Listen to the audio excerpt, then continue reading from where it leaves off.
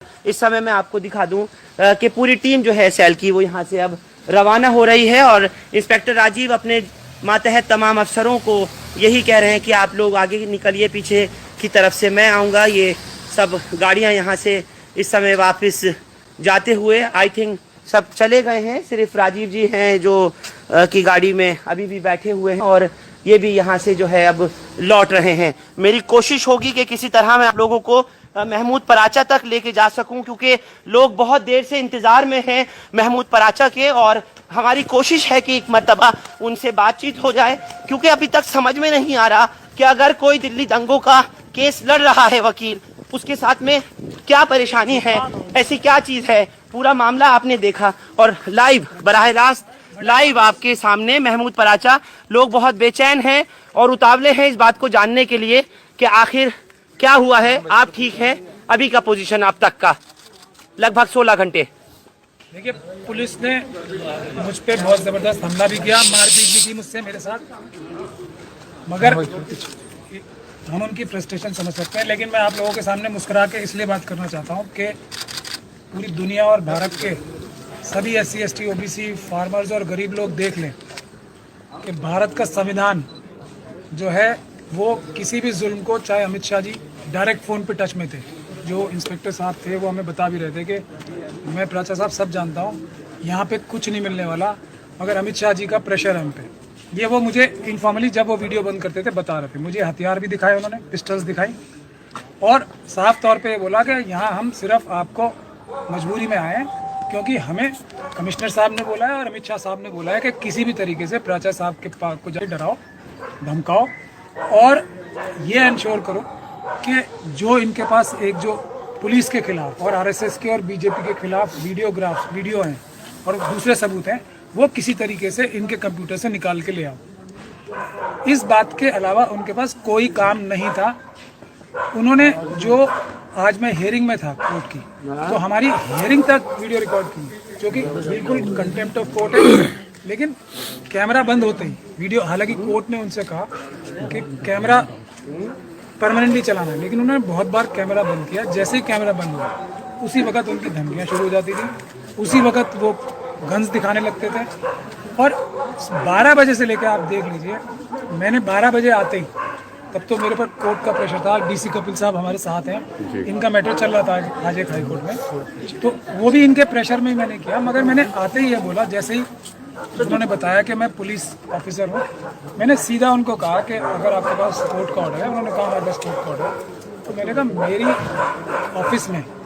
मेरा पूरा ऑफिस आपके लिए खुला हुआ है, मेरा पूरा घर आपके लिए खुला हुआ है और ये सब वीडियो रिकॉर्डेड है, ये सारी चीज़ें वीडियो रिकॉर्डेड है। मैं कोई अपनी तरफ से ऐसा बयान नहीं दे रहा हूँ जो कि वीडियो रिकॉर्डिंग नहीं। आप सारे कंप्यूटर्स मेरे देख लीजिए, सारे मेरी फाइल्स देख लीजिए। तब वो उनसे हमें ये बोलने लगे कि आप जो है हमें ये चीज़ें दे दो। मैंने कहा ये चीज़ें मैं किसी भी हालत में आपको नहीं दे सकता, क्योंकि आप ये कह रहे हो कि वो कोई मेरा क्लाइंट था। कौन व्यक्ति है वो, उसके बारे में कोई मुझे जानकारी ऐसे याद नहीं होगी, क्योंकि मेरे पास सैकड़ों हज़ारों केस। तो मैंने कहा मैं क्लाइंट अटर्नी जो हमारा रिलेशन होता है उससे बंधा हुआ, मैं आपको कुछ नहीं दे सकता, भले ही आप मुझे गोली मार दो, क्योंकि ये मेरा एडवोकेट होने के नाते कानूनी फ़र्ज़ भी है। और एविडेंस एक्ट 126 ये कहता है कि मुझे क्लाइंट अटर्नी जो उसने इन्फॉर्मेशन दी है मैं कभी डिस्क्लोज़ नहीं करूँगा। तो मैंने इनको ये कहा कि ये आप चाहे कुछ भी कर लो, तो आप ये सब हमारी कैमरा बंद होने की बात होती थी, आप अमित शाह साहब को बता दो मैं नहीं देने वाला कुछ भी, और कुछ है भी नहीं, आप खुद ले लीजिए, वो मैं आपको नहीं रोकूंगा, क्योंकि कोर्ट ने आपको ऑर्डर किया। आप मेरे सारे कंप्यूटर्स चेक कीजिए, मेरी सारी फाइल्स चेक कीजिए, मेरी बॉडी में से सब कुछ तलाशी ले लीजिए। उन्होंने मेरे बाथरूम्स तक देखे हैं जाकर और सबकी वीडियोग्राफी है, एक एक बाथरूम, एक एक टेबल के नीचे तक घुस के देखा है उन्होंने, सब वीडियोग्राफ्ड है। और जब उन्हें कुछ नहीं मिला इतने घंटे बाद भी, तो वो सब और रेगुलर बाहर जाके पुलिस से बात कर रहे थे। एक बार नीचे आप सब लोगों ने देखा आने लगे, फिर बिल्कुल नीचे तक आके शायद उन्हें दोबारा फोन आया, उन्होंने किसी से फोन पे बात की, वो फिर ऊपर आ गए और फिर इस बार आके उन्होंने फिजिकल मेरे साथ बहुत मारपीट की। मेरे एक्चुअली स्पाइन की प्रॉब्लम भी है और इनको पता भी थी ये बात, क्योंकि बहुत सारे लोगों को पता है और ये तो मुझे बता ही रहे थे कि मैं आपके बारे में A से लेकर Z तक सब पता है। तो मेरी स्पाइन में भी चोट लगी है, इसलिए मैं बहुत तकलीफ में होगी, मगर मैं मुस्कुरा के इसलिए बात कर रहा हूँ कि जो लोग मुझसे उम्मीद रखते हैं और एडवोकेट कम्युनिटी से उम्मीद रखते हैं कि जो कोई भी अन्याय होगा, और भारत के संविधान से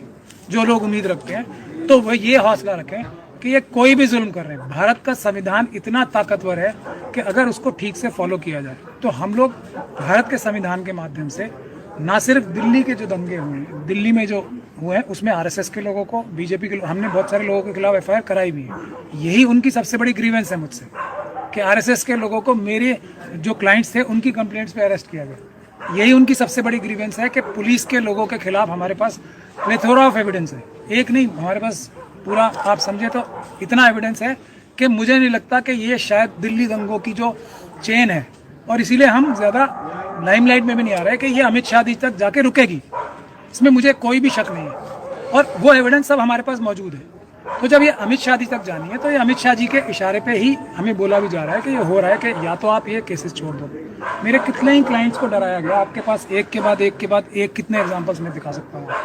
कि प्राचा साहब को वकील हटा दो, नहीं तो हम तुम्हें मार देंगे, झूठे केसों में फंसा देंगे, और एक के बाद एक मेरे पास दर्जनों एग्जाम्पल हैं जो जो जो जो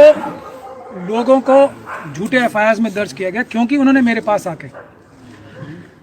पुलिस के खिलाफ कंप्लेंट कराने की कोशिश की थी, आरएसएस के लोगों के खिलाफ कोशिश की थी। एक जो दूसरी बात वो मुझसे कह रहे थे कि आप जो हमारे पुलिस ऑफिसर्स के खिलाफ SC ST के केस कर रखे हैं